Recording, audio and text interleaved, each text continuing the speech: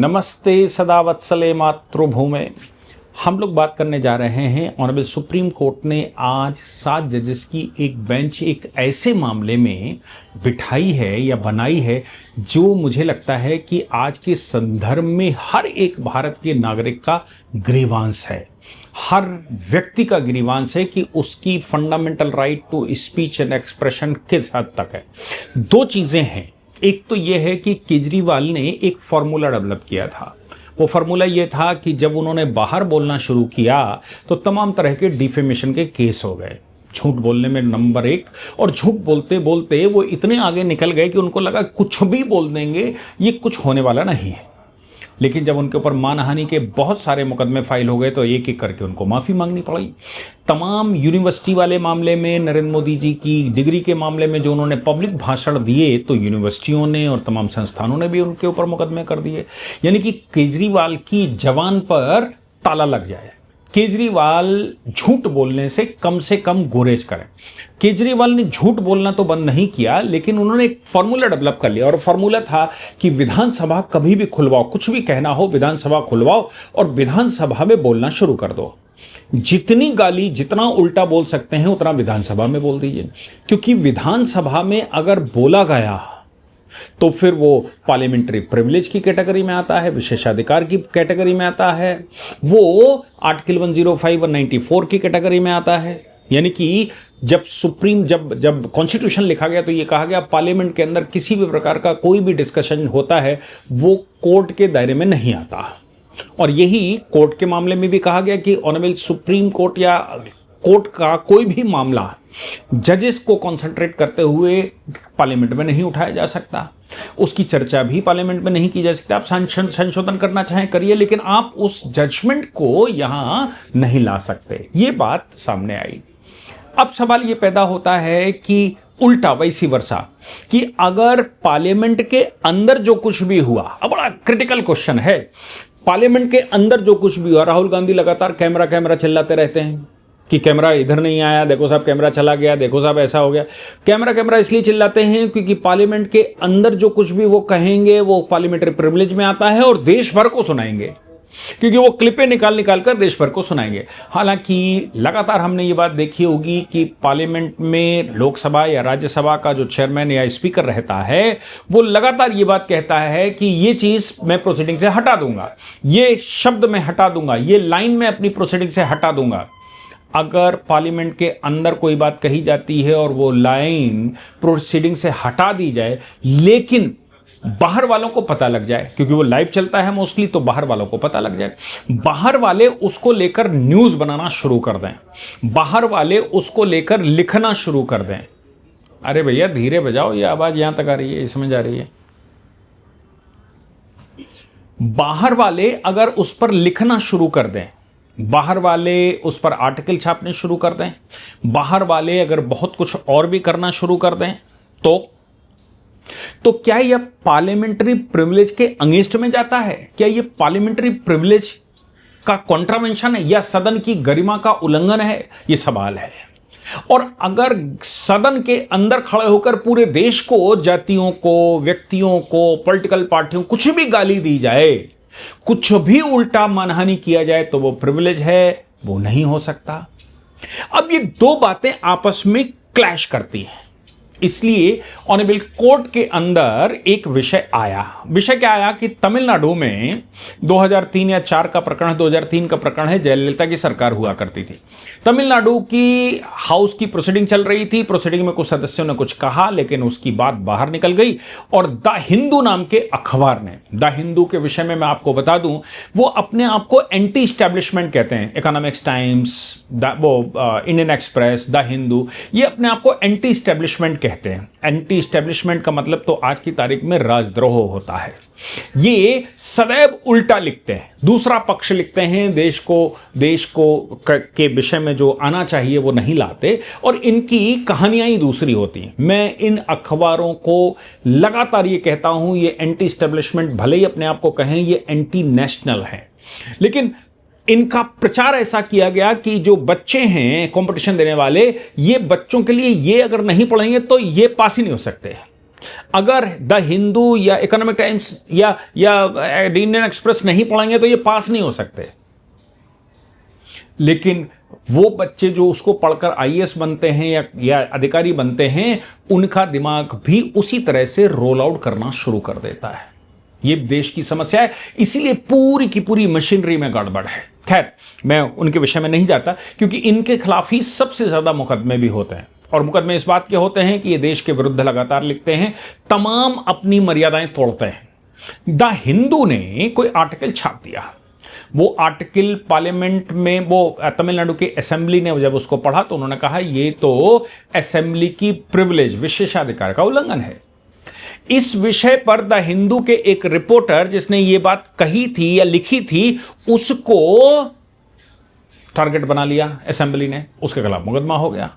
Assembly ने उसके खिलाफ डिसीजन ले लिया। वो डिसीजन ऑनरेबल सुप्रीम कोर्ट तक आ गया, चैलेंज हो गया। सुप्रीम कोर्ट में जब वो चैलेंज हुआ तो उसकी खास बात यह थी कि पहले 2 बड़े जजमेंट ऑलरेडी सुप्रीम कोर्ट के पास थे, जो कि इन्हीं विषयों पर डील करते थे। ये जो 2003 का जजमेंट है ब्रीच ऑफ प्रिविलेज का, इसी विषय को वो डील करते थे, और इन विषयों को लेकर उनके पास एक फॉर्मूला था। Article 19(1)(a) right to speech and expression हमारा फंडामेंटल राइट है, नो डाउट, लेकिन आर्टिकल 19(2) के दायरे में आता है। आर्टिकल 194 जो कि पार्लियामेंट्री प्रिविलेज की बात करता है, लेजिस्लेटिव और उनके सदस्यों की प्रिविलेज की बात करता है, वो में आपस में झगड़ा होगा। क्या मैं पार्लियामेंट के अंदर जो हुआ उसको लेकर कुछ कह सकता हूं कि नहीं कह सकता हूं, उसको लेकर क्रिटिसाइज कर सकता हूं कि नहीं कर सकता हूं, मैं उसकी एनालिसिस कर सकता हूं कि नहीं कर सकता। सपोज आज पार्लियामेंट चल रही है और उसमें किसी ने कोई बात कही, क्या मैं उसकी एनालिसिस कर सकता हूं? अगर पार्लियामेंट के अंदर की बात बाहर में डिस्कशन करता हूं तो क्या है पार्लियामेंट्री प्रिविलेज होगा? एक पुराना मुकदमा 1958 में सर्च लाइट रूलिंग आई थी। Search light ruling MSM Sharma case को इसको कहा जाता है। यह पहली बड़ी रूलिंग थी जो भारत में पास हुई, और इसमें 5 जजेस की बेंच ने उस समय आर्टिकल 194 ये कहा था कि आर्टिकल 19(1)(a) और आर्टिकल 194 में अगर करा जाए तो फिर आर्टिकल 194 प्रिवेल करेगा, यानी कि पार्लियामेंट्री प्रिविलेज को तोड़कर कोई fundamental right to speech and expression नहीं हो सकता। यानी कि पार्लियामेंट के अंदर जो बात हुई उसको आप गलत तरीके से यहां क्रिटिसाइज नहीं कर सकते। यह बात सर्च लाइट के केस में, यानी कि शर्मा जी वाले केस में आ गई। शर्मा जी MSM शर्मा केस कहा जाता है। अब उसके बाद एक और जजमेंट आ गया सुप्रीम कोर्ट में। सुप्रीम कोर्ट का एक प्रेसिडेंट 5 जजेस की बेंच का था, दूसरा 7 जजेस की बेंच का था, जो 1964 में आया। 1964 के जजमेंट में इसको थोड़ा सा दूसरे तरह से लिया गया। 1964 वाला जो जजमेंट है वो कोर्ट वर्सेस हाउस हो गया था उत्तर प्रदेश का। उत्तर प्रदेश के अंदर पार्लियामेंट हाउस के अंदर किसी सदस्य की सदस्यता को लेकर कोई एक्शन ले लिया, वो हाई कोर्ट चले गए। हाई कोर्ट के 2 जजेस की बेंच ने उसको सुन लिया और सुनने के बाद आदेश कर दिया। इस बात को पार्लियामेंट्री प्रिविलेज मानते हुए चेयरमैन ने, यानी कि उस समय लेजिस्लेटिव असेंबली के चेयरमैन ने, या फिर स्पीकर कह लीजिए, स्पीकर ने कंटेम्प्ट ऑफ पार्लियामेंट माना, कंटेम्प्ट ऑफ असेंबली माना, और कंटेम्प्ट ऑफ असेंबली में उन 2 जजेस को कंटेम्प्टर मारा कि भाई आप तो, हमारे पार्लियामेंट्री प्रिविलेज का मामला है, ये तो आप सुन ही नहीं सकते, आप उस पर आदेश कैसे कर सकते हैं। जब जजेस बनाम असेंबली हो गया तो मामला सुप्रीम कोर्ट ने इनरी का मतलब था कि सुप्रीम कोर्ट ने खुद उसको अपने पास ले लिया। केशव कुछ करके नाम था उनका, मुझे जहां तक याद है। मामला सुप्रीम कोर्ट ने सुन लिया। सुप्रीम कोर्ट ने कहा कि पार्लियामेंट्री प्रिविलेज तो है, नो डाउट, लेकिन किसी भी बाहर के व्यक्ति को क्रिटिसाइज करने के लिए नहीं रोका जा सकता। कोई भी व्यक्ति बाहर अगर कोई बात कहता है और कोर्ट उसकी सुनवाई करता है तो यह प्रिविलेज का उल्लंघन नहीं है। अब ये 2 जजमेंट हो गए, एक 1958 का हो गया, एक दूसरा 1964 का हो गया। अब इन 2 जजमेंटों में सही कौन सा और गलत कौन सा, यह बात फंस गई। क्या इक्वल राइट है मीडिया को? देखिए एक बात समझ लीजिए, सुप्रीम कोर्ट कई एक जजमेंट्स में, एमएसएम शर्मा के केस में भी, सर्चलाइट के केस में भी सुप्रीम कोर्ट कह चुका है। और डॉक्टर अंबेडकर का स्टेटमेंट है इस पर। डॉक्टर अंबेडकर ने कहा था कि मीडिया को किसी भी तरह से अलग राइट की आवश्यकता नहीं है। क्यों नहीं है? क्योंकि मीडिया लोगों की आवाज है। जितना फंडामेंटल राइट लोगों को स्पीच एंड एक्सप्रेशन का है, उतना ही मीडिया अपने आप को चौथा पिलर, तीसरा पिलर कहती रहे, लेकिन सच यह है कि मीडिया केवल लोगों की आवाज है। वो न्यूज दे सकते हैं, वो व्यू नहीं दे सकते। इंडियन एक्सप्रेस, द हिंदू, ये सब व्यू देते हैं, ये न्यूज कम देते हैं, व्यू ज्यादा देते हैं। तो आप न्यूज दे सकते हैं क्या हुआ, लेकिन आप अपने व्यूज उस पर नहीं दे सकते। और अगर आप उस पर अपने व्यूज देते हैं तो फिर वो, जैसे एक सामान्य आदमी मानहानि के लिए मुकदमा होता है या ओवर थिंकिंग, ओवर टॉक के लिए होता है, उतना ही दायित्व तो अखबारों का या मीडिया का भी बनता है और मीडिया के ऊपर मुकदमा हो सकता है। इस मामले में इक्वल राइट्स की बात आती है कि भाई दोनों जजमेंटों में सवाल यह पैदा हो रहा है कि इक्वल राइट्स हैं क्या। आर्टिकल 14 राइट टू इक्वलिटी का उल्लंघन तो नहीं है। सवाल यह भी है क्या कोई स्पेशल इम्यूनिटी मीडिया को है। सुप्रीम कोर्ट पहले कह चुका है नहीं, बिल्कुल नहीं है। पहले कह चुका है कोई इम्यूनिटी किसी प्रकार की नहीं है। मीडिया सिर्फ जितना मेरे ऊपर मानहानि का केस हो सकता है उतना ही मीडिया के ऊपर हो सकता है। वो इंटरमीडियरी है। इंटरमीडियरी का मतलब है कि पत्रकार ने लिखा, वो एक साधन है। वो पत्रकार दोषी है, वो एडिटर दोषी होगा जिसने उसको एडिट किया, वो पब्लिशर दोषी होगा जिसने उसको पब्लिश किया।